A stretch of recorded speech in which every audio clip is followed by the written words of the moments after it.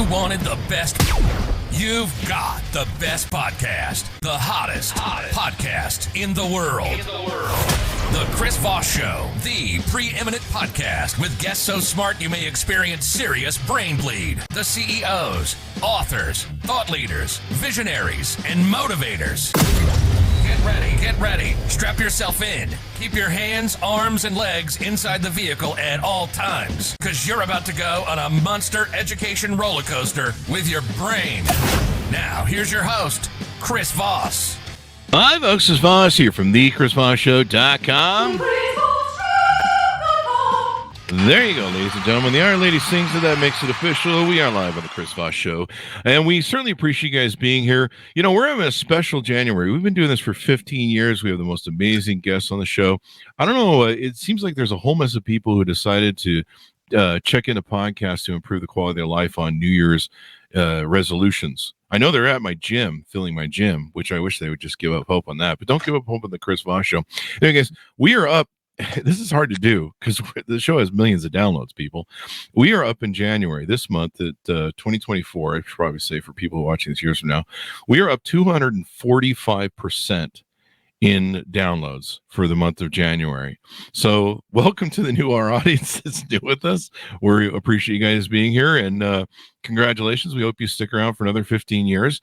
And yeah, I don't even know what to say. I just scratch my head at all and be like, well, we hope people get their New Year's resolutions done. Otherwise, they're going to check out like Jim. But the great thing is we always have the smartest people on this show, and none of them are me. That's why we have guests. The CEOs, the billionaires, the Pulitzer Prize winners, all the amazing people with their stories, their lives, their journeys, their cathartic moments that they come teach you so that, number one, you learn you're not alone in life with some of the problems you may be having or challenges. And number two, they give you the resources so that you can get out of the jams maybe you put yourself into. I don't think we've ever had I don't think there hasn't been a guest we have on the show who can get you about any jam in life. Even we have attorneys that get you to prison. So there's that. So we've covered the gambit. There you go. Because somebody was sitting there going, how do I get out of jail? Anyway, I'm not even sure if we have a penitentiary segment of the Chris Voss Show, but we should find out. Anyway, guys, as always, refer the show to your family, friends, and relatives. Go to goodreads.com/Chris Voss, youtube.com/Chris Voss, linkedin.com/Chris Voss. Subscribe to the big LinkedIn newsletter, the 130,000 LinkedIn group over there as well. Today, we have an amazing gentleman and author on the show. He is the author of the latest book to come out September 18th called Thriving: How to Create a Healthier, Happier, and More Prosperous Life. Now, who doesn't want to do that? Rand Selig is on the show with us today, and he'll be talking to us about his latest division of what he put in his book. He has an MBA from Stanford and has earned undergraduate degrees in mathematics and psychology. He's managed hundreds of complex projects in his career and has run his financial services firm for over 35 years. He's lived and worked in Europe, Asia, Mexico, and the Caribbean. He was a Little League coach and scoutmaster and has served on numerous boards for decades. He's a roll up your sleeves conservationist, committed to helping others and Mother Earth by making annual philanthropic contributions. Welcome to the show, Rand. How are you? Hey, Chris, it's great to be here. There you go. It's great to have you. If I can learn to spell stuff, I've got a camera here for the screen, so I have to look around. So give us your .coms. Where can people find you on the interwebs? So for my book, www.randselig.com. That'll take you right to the website on my book. There you go. So Thriving. Give us a 30,000 overview of what's inside your book. Well, Thriving is all about the possibility of reaching our potential.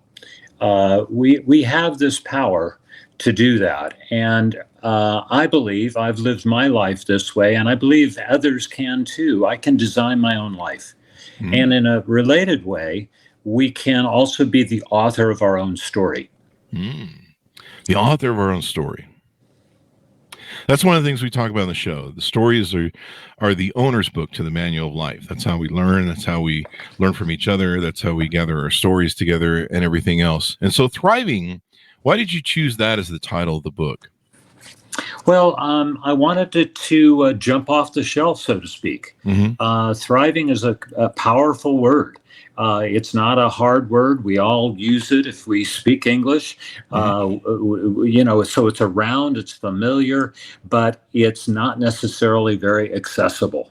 And I should tell you, Chris, and your listeners that thriving is really about the climate. It's not the weather. It's not today. It's not yesterday.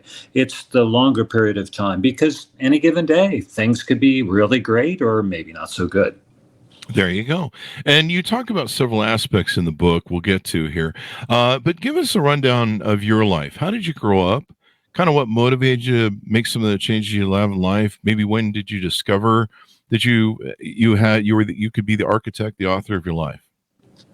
Well, I'm very fortunate. I have two great parents. They're both still alive. Dad's 101, Mom's 98. Dad his first career was in the Army. Which took us, fortunately, to not a zillion different places all at once. But over the course of growing up, we lived in 4 different places. And Mom was initially a bacteriologist, a scientist. And Dad, very, very disciplined. I learned a tremendous amount of having grit and a moral compass from him. And from Mom, I learned a love of nature and just being curious. All of those qualities have really stood me in great stead. I became a really good student as I became a teenager. And this became one of my very first principles of excellence, being so important in just everything I do. And I've added to that as a sort of grounding way of living to have purpose.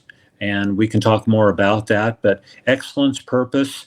And then as I evolved a little bit more, I realized that I just need to be a voice for encouragement. Originally, that was with my family, with my kids.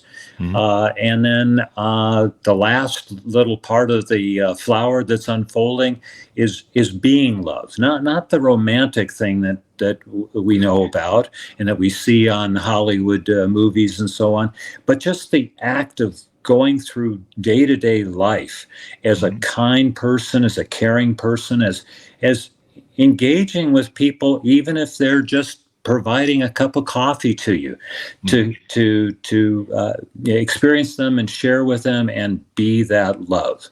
There you go.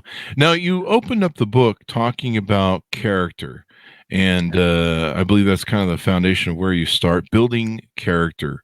Tell us a little bit about why that's important as the lead out to thriving.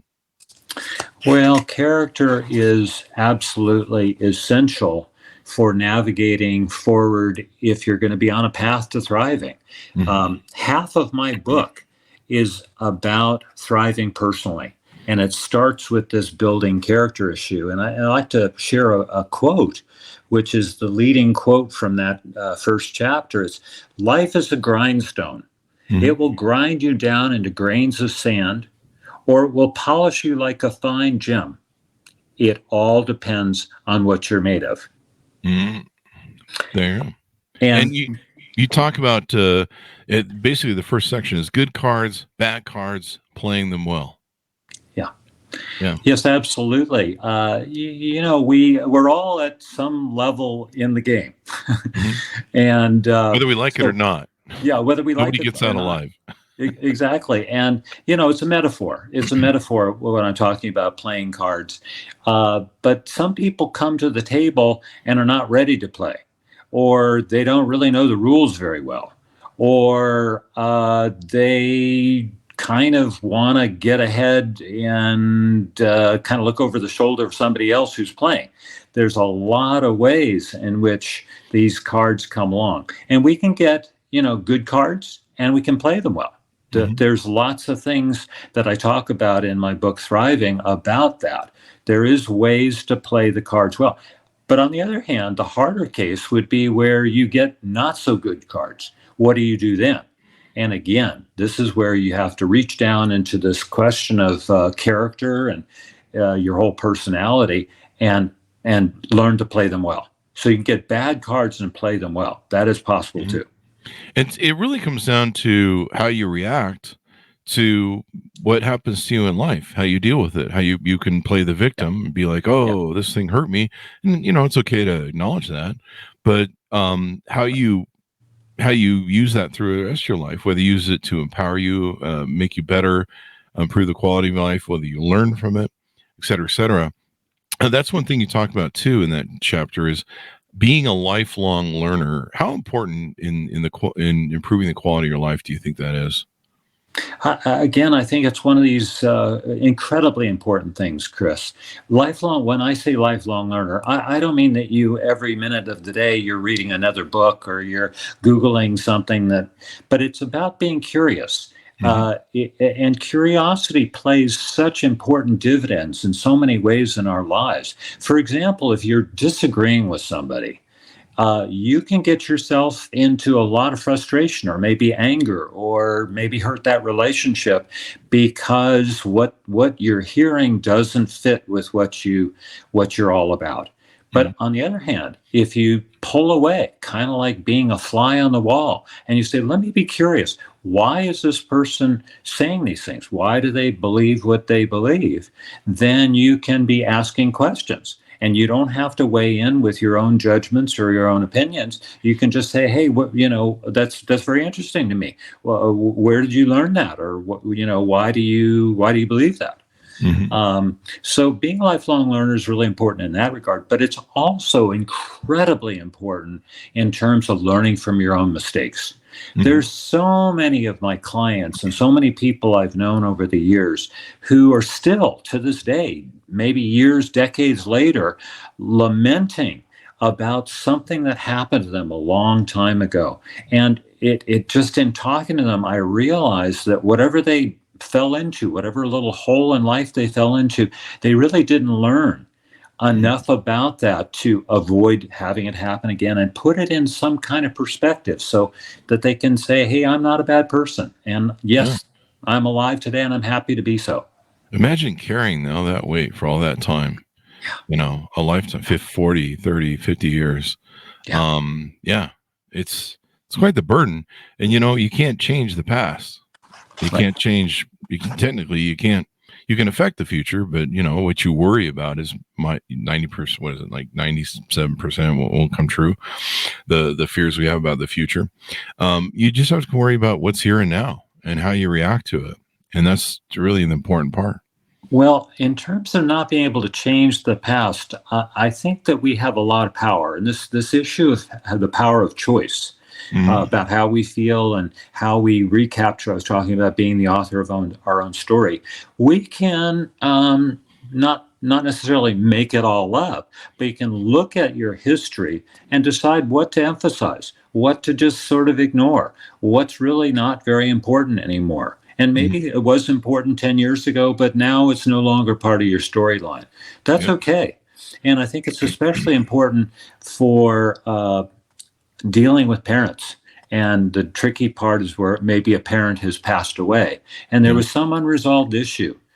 That's still repairable by writing a letter. Now, obviously the letter's not sent, but what you do is you write this letter to, in my case, it would be my father.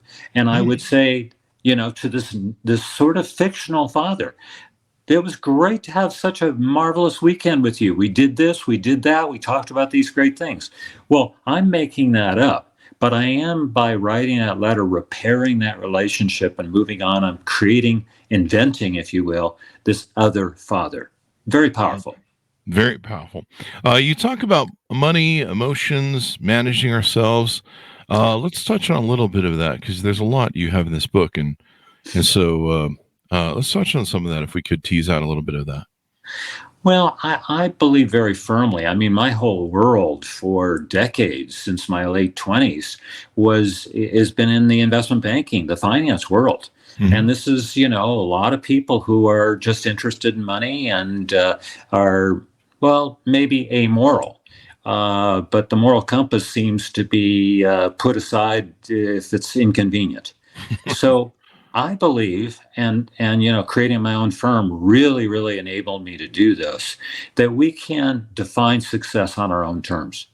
It's a critical ingredient. And what does that mean? That means that you're looking internally. You're not looking across at some coworker or some neighbor to see what they're doing or, what new toys they have.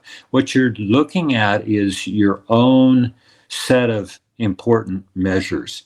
What's going to add value to your life? Well, then go do that. If that means taking a long hike rather than jumping in an airplane, well, then, my gosh, then take that long hike. Yeah. The issue is that we should be treasuring our relationships, not our possessions. There you go. And because, you're not going to be able to take any of that with you. The things you're going to remember, I'm not going to remember, I don't know how much money I had in the bank 20 years ago. I actually kind of do, but there's a lot of money. But I actually don't know what it was exactly. I have a rough idea. But it's not going to matter. Like, that doesn't matter now. That doesn't matter. And it really didn't matter. If I could give everything up for something, it wouldn't be to have some amount in the bank. It would be for me to spend 5 or 10 minutes with somebody who I can't spend time with anymore, get them back. To me, that would be more valuable. And I think what you've espoused in the book is, money isn't everything. We need to value people and value the important things in life as we go through it. I like your book because you pretty much walk people through almost like an owner's manual to life, and all the different aspects that you break down in little pieces of chapters on, how to do this, how to do that, how to work through this. We have Kelly coming in from our audience there. Love it, Rand. We don't just survive, we can thrive. And so that's what you're telling people how to do is don't just survive. Just don't go through your life like a robot where you're just like, oh, I don't know, people don't know what to do. I remember as a child, I used to listen to, it was Billy Joel's My Life that used to make me wonder about midlife crises. And I think I was listening to it when I was 11 through whenever. And I remember thinking, well, who are these single people and they're divorced and why are they having all these midlife crises? And I would hear, I think my mom ran about, when they get a certain age, they just go run off with girls and a car, a red car, and that sort of thing. And so I'm like, well, why are these guys getting married? And then somewhere they wake up around 40 or 50 and they're like, hey, I'm going to go have fun in life. And I'm like, how do I keep that from happening to me? And I actually thought about this, and it had a huge impact in my life. Thanks, Billy Joel. A lot of songs from Billy Joel had impacted my life. And so I started looking at life as choices that I could make. And it occurred to me one day, because we would get that old Sears catalog. Remember that old J.C. Penney phone book thing you could whack somebody and kill them with? That in the Yellow Pages. I remember looking at one day and I go, life is like, from what I can tell about life is like a giant catalog.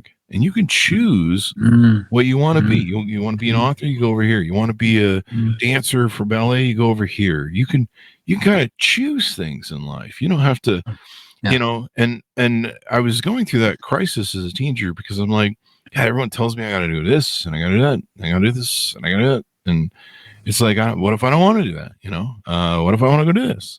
And who says I got to do that? Well, everyone, this is what everyone does, Chris. And you're like, well, everyone who? So those are some of the things I was identifying when I was young. Well, I think this choice you talk about is really the heart of my book and heart of my thinking. Choice is it covers everything that happens to us. Obviously there are people who abdicate and don't make choices out of wherever their mind is, but the choice is about what to do or not to do. It's about how to feel. And the thing about feelings is that some of those feelings come up, lickety split. And they could be coming from something decades old or when you were a kid. And again, it's a sort of a trigger point comes up. Choices about who we spend time with. I've heard, maybe you, Chris, have heard, or your listeners have heard, that we are the average of the 5 people that we spend the most time with. Well, you think about that and you think, wow, am I the smartest or the nicest or the funniest person I know? Maybe you need to add some new people to your group. So choices are all around us. And there you go. That's why I always surround myself with ugly people so I can be the best looking guy in the room. Sorry, I had to get that joke in there. That's good. I like that one. I like that one. I'm still the dumbest person in the room, but that's another story. So, designing your life, people need to think of it from this thing, and by thinking of it from, I'm going to design my life, you take out the victimhood mentality. How bad is it to have a victimhood mindset as opposed to, I'm going to be the artist or storyteller or filmmaker behind my life? Well, when I talk about that in the book, I end with the question: if you have that, what's it getting? Where's it taking you? What's it getting you? Yeah. And I've yet to meet somebody who has a victim mentality where it seems like it's a win. Mm-hmm. It does not. It seems to shrink the world all around and make people very fearful and angry. And I don't think those emotions serve us very well. I understand they come up. I've had them, of course. But to answer that question, no, I don't think victim mentality goes very. Because you're not empowered. You don't have any control. Right. You're just like, everything's my fault. I'm just going to sit here and stew and complain about Poe is me and I'm a victim. You can do the Poe is me thing for about 5 seconds and be like, well, this sucks. Somebody drove into my car today.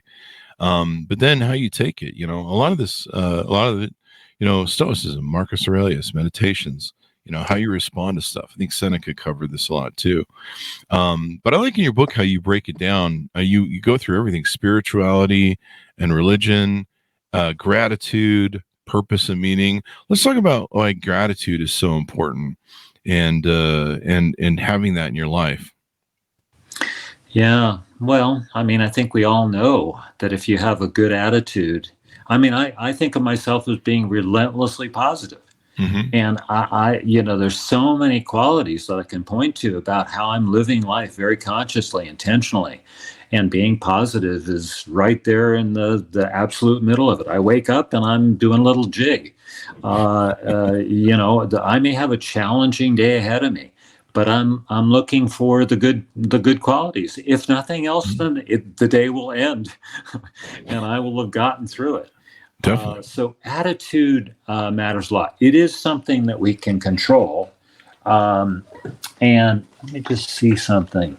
The 4 things that we can control today. This is just something that I pulled up. There's a great guy, John Gordon, written many books. I don't know if you know him, Chris, but good guy. He says the 4 things that we can control are our attitude, our effort, our behavior, and our actions. Wow. There you go. Starts with attitude. Yeah. And if you're grateful, that puts you in a humbler position to accept the world and be thankful for what you have. In a world like we have today, we have so many people that are living off FOMO. Social media seems to incur a lot of this. They feel that they need to keep up with the Joneses. There's a lot of fraud in the FOMO, for a couple $100 you can go down in LA and get a picture of you seated in a stage set that looks like a private plane, and then you can post on your Instagram and everybody thinks you're ultra rich and flying around in private planes. There's a story after story of those frauds being busted. And you find out they're not who they are. And people are, they feel shame in their life. They allow themselves to feel shame in their life because they're like, well, I don't have a private jet. I'm not succeeding like that person is. When really the person you compete with the most, my biggest competitor is me and my discipline and making me a better person. And my biggest competitor is the guy who's like, no, let's just sit and watch a little TV and have a burger. That's who I'm competing against. Getting me off the couch and doing the things I'm supposed to do. That's my journey. That's my discipline. That's the person I need to beat. Maybe sometimes with a whip, because I need to be like, hey, get off the couch, eh? And God knows I need that every now and then. There's a great line about that from Hemingway, Chris. You're gonna like this one. There's nothing noble in being superior to your fellow man. True nobility is being superior to your former self. There you go. There you go. To always bettering yourself, as we talked about earlier. You talk about purpose and meaning in chapter 8. This seems to be something I resonate with and talk to people a lot. I think I always had my purpose and meaning through life and what I wanted to achieve, but I find a lot of people don't. Like, you'll say, "What's your purpose in life?" And they're like, "I don't know." And then you'd be like, "Well, I don't know, have kids, raise a family." Well, I mean, that's a noble purpose, but I mean, what is there something bigger than what? Like, what does it mean to you? How does it motivate you? How does it drive your purpose? Because you can lose your family. I mean, you can get divorced. I know plenty of guys who never see their kids again because they're alienated from their kids. You've got to have a purpose, I think, much bigger than that in life, as to what your overall meaning, what your overall journey and your walkthrough in life is about. Yeah, it can't be understated how important that is. And, so many of my clients over the years, where they came to me and said, "Hey, Rand, I want to sell my company. Can you help me with that?" And I said, "Absolutely. Let's start with your objectives. What are you all about? What are we trying to accomplish? Because if I bring a transaction together that doesn't meet your objectives, it fails. It's not right. So we need to have a litmus test in front of us at all times and review it periodically. Is this meeting your objectives?" And what I found with a lot of these, they're really great people. They're very, very accomplished. They built up a successful business, sold it for a chunk of money. I stayed close to them because I built this relationship where I became their most trusted advisor, maybe ever in their life. And I'd see them several years later, and they went through their bucket list. They traveled, their golf game got them, a lot better, and so on and so forth. But they were a shadow of their former selves. They weren't engaging with as many people. They weren't being challenged as much. So what they exchanged for was not good. They did not spend the time to come up with the new purpose. It's a really critical thing. Purpose is very related to meaning as well. And there's some thinking that meaning boils down to three things. It boils down to you controlling the autonomy you have to control the work you do, and that you get the feedback, you get the results of that work are known to you, maybe financially or otherwise. You also, meaning comes from those moments in time when you're very brave, whether it's a personal tragedy, bankruptcy, war situation, whatever, and you stand up tall and noble, and you still have honesty and integrity with what you do. That's meaning. And then the third that's talked about is caring for another person. That doesn't mean necessarily a emotional or romantic relationship. It means taking care of somebody. Maybe that's a parent. Maybe that's somebody who's not well. These things provide a lot of meaning. And to just take another minute with this, Chris, because this is so important, and you're right. So many people are a little confused about it. I don't think there's any substitute than to figure out the purpose than a deep dive into your soul. Who are you? What really matters to you? Not anybody but you. What's important to you, what provides purpose to you, may be of really no consequence to me, and vice versa. And that's okay. It's okay to swim against the water. It's okay to not do what your parents said was the right thing for you to do. I'm giving everybody full permission. Go for it. It's a bunch of teenagers right now going, "Mom, screw you." Way to go. Yeah. Yeah. Which is, I don't know. I guess it depends on what mom's selling. So there you go. Sorry, moms. I just lost the whole mom crowd. The mom's a teenager crowd. So there you go. It's finding your purpose is so important, and I'll ask people what it is, and they're just like, I don't know. I don't know. Maybe I like raising my kids, and it's like, well, you're not going to do that all your life. I mean, you're going to support your kids all your life, but I mean, I think I heard recently there's a really weird statistic that the amount of hours you spend with your children up until you get them out of their house is enormous, and the amount of time that you spend with them when they're out of the house individually is like a very small amount of hours comparatively. And so you got to go find something else to do with your life. I think a lot of people, maybe when they become empty nesters, you see them get divorced, you realize that maybe they didn't have a bigger purpose to maybe their marriage or their relationship, or I don't know, maybe they're just sick of each other. Who knows? I don't know. It's not my problem. And, I just heard, Chris, and I haven't verified it, but the highest rate of suicide in the world right now is in Korea, because the grandparents who used to, spend time with the grandkids and be asked questions and, oh, grandma, grandpa, how do you do this? When you were a kid, what did you do?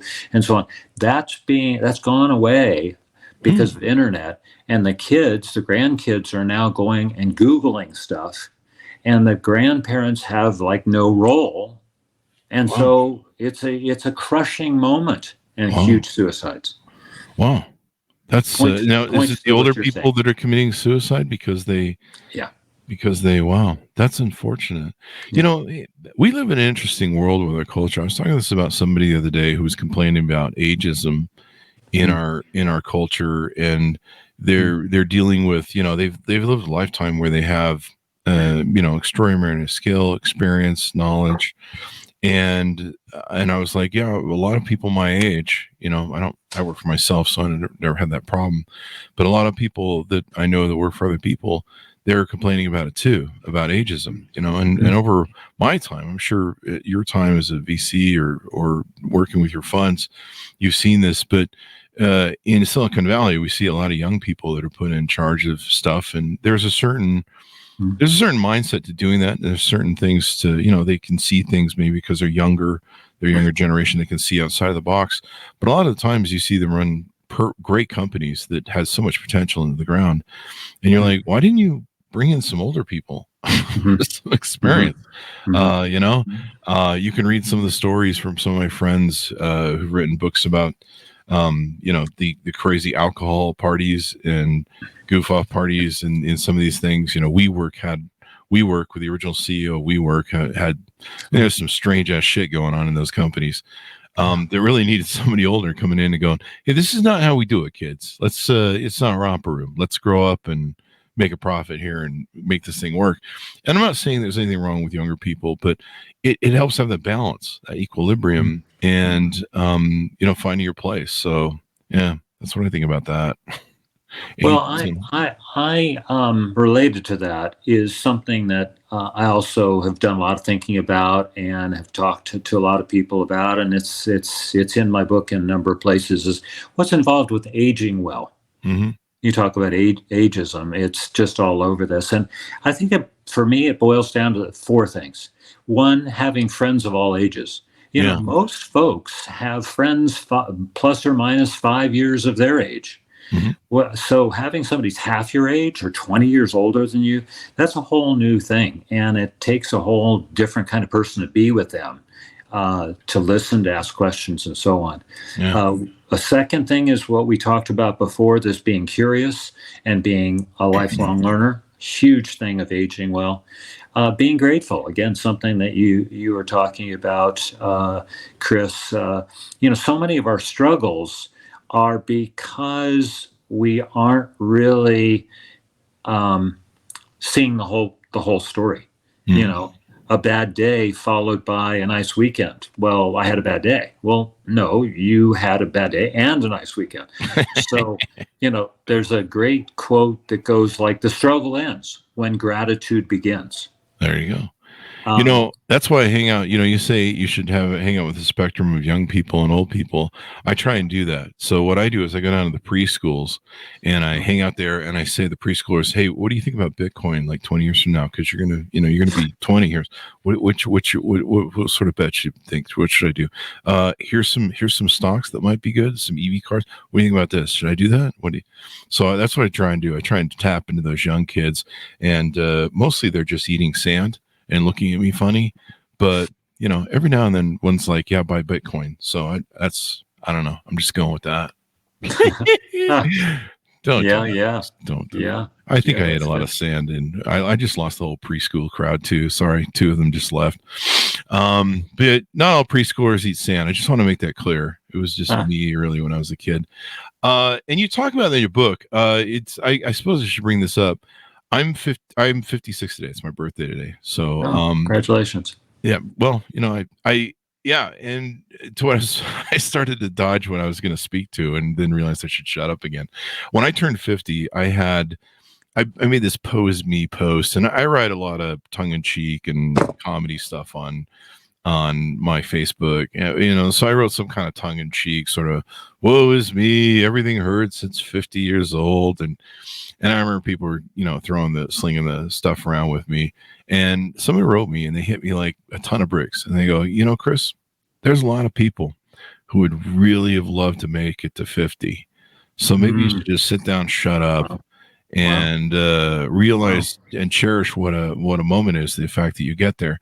And somebody asked me today, they go, wait, what do you hope for? What do you want for your birthday? What do you want to, what would you like?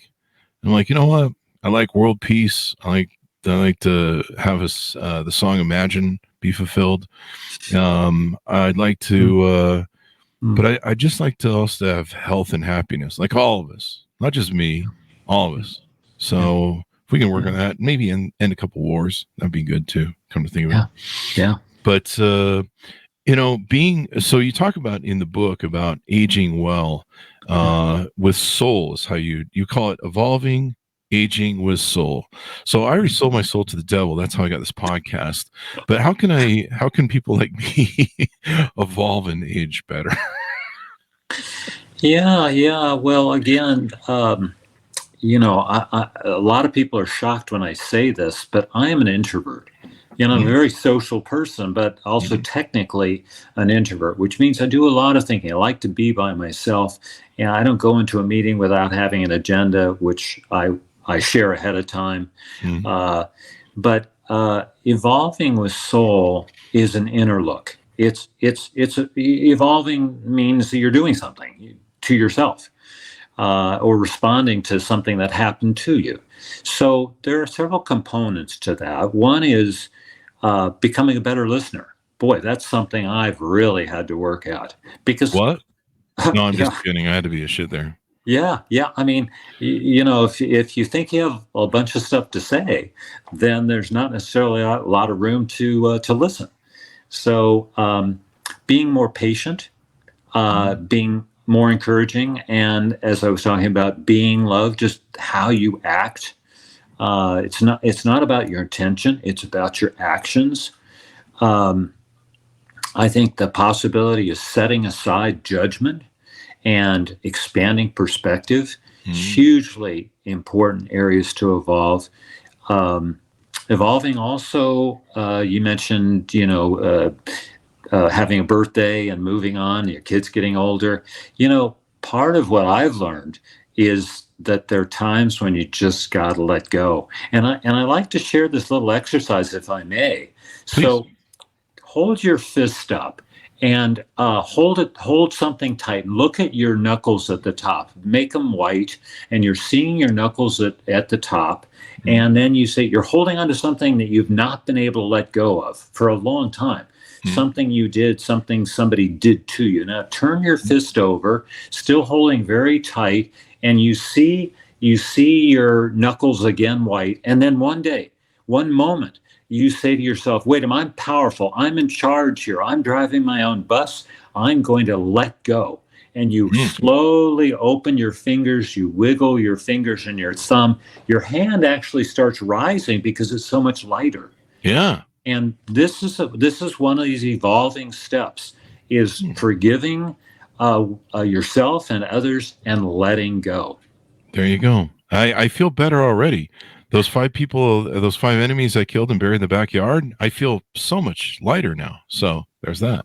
It's my birthday present to you, Chris. Thank you. Do you have a spare shovel? No, I'm just kidding. And a bag of lye? I don't know. Don't do that, folks. The attorneys make me say the ad hominems where, don't murder people and put in the backyard. put them in a pig farm. No, I'm just kidding. Don't do that, people. Anyway, it's all comedy, folks. So give us a rundown of what you're doing on your website. Do you do any coaching? Do you do any services? Or have you just, your main focus is to pitch the book out and improve the world? Yeah, I appreciate that question. This year, since the book is fairly new out in the world, and I am all about engagement. So I'm going to be speaking, in-person things. Local high schools invited me, bookstores, alumni groups, a book group in St. Louis. Has said, can we get a Zoom thing and have you come in and join us? Because this is the book we're reading right now. Yeah. So it's about engagement, so that I can give this message, this very positive message that we are powerful and that we can make these choices. I also have aspirations to teach this as a course. Maybe a college course, maybe a continuing ed course. I would so I'd have to transform the book into some kind of a workbook to do that. But I would love to do that, because just being smart in a, call it, academic sense is not enough in today's world. Maybe it never was. But to have this capacity to absorb what I'm talking about in this book. Shakespeare did not have it right. Hamlet was not right. It's not to be or not to be. It's how to be and how not to be. So that's where I'd like to go. I've been invited quite a number of times to be some kind of a coach to either a person or a small group. And I've been reluctant to do that, because I'm trying to, have a wider audience and use my time more broadly. There you go. At least for now. And so people can reach out to you on your website. They can download some quotes that you have from the book, and they can probably keep in touch with you for future things that you do, hire you to speak, et cetera, et cetera. Give us your final thoughts on people to order the book as we go out, and all that sort of stuff. Well, this is my new mission. I believe very strongly in the principles that are underlying this book. It's taking me a lifetime to compile this. I started writing this book 3 years ago, but it came from a 4-foot-high stack of papers that I had been collecting since high school. Quotes, articles from magazines. When I read a book that I thought was particularly cool, I'd take some notes. Lots and lots of quotes, which are all over my book. This is an exciting moment to have this message. I think it's a great time in the world for it. I believe that we need to marry power and love. And power is can be defined as the ability to achieve a purpose. I mean, it's a big word, but let's just go with that. Power, the ability to achieve a purpose. Well, and love doesn't have to be, again, the romantic thing. Love can be about involving others. And so power without love, think of yourself in a meeting. Power without love can be very oppressive. Somebody's running the meeting and doesn't allow anybody to add something to the agenda.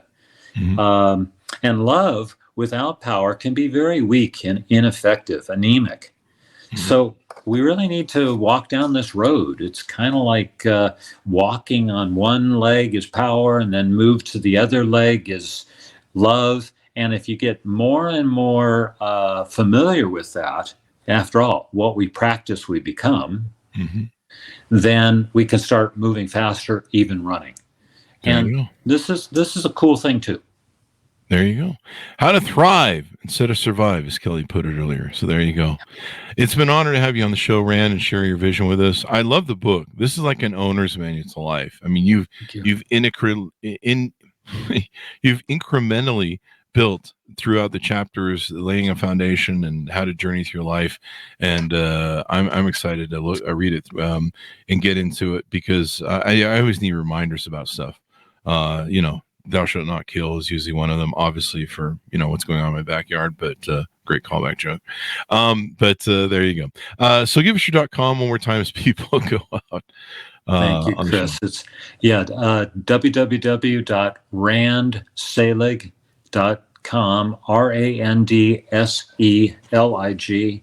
Here's the book. There you go. Order it up, folks, wherever fine books are sold. Thriving: How to Create a Happier, Healthier. Let me recut that, because I switched that around. Thriving: How to Create a Healthier, Happier, and More Prosperous Life. Came out September 18th, 2023. Thanks for tuning in. Go to goodreads.com/Chris Voss. Refer the show to your family, friends, and relatives. LinkedIn.com/Chris Voss. Chris Voss 1, the TikTok, and Chris Voss, Facebook.com. All those crazy places the show is on the internet. There's like so many groups. It's insane. Thanks for tuning in. Be good to each other. Stay safe. And we'll see you guys next time.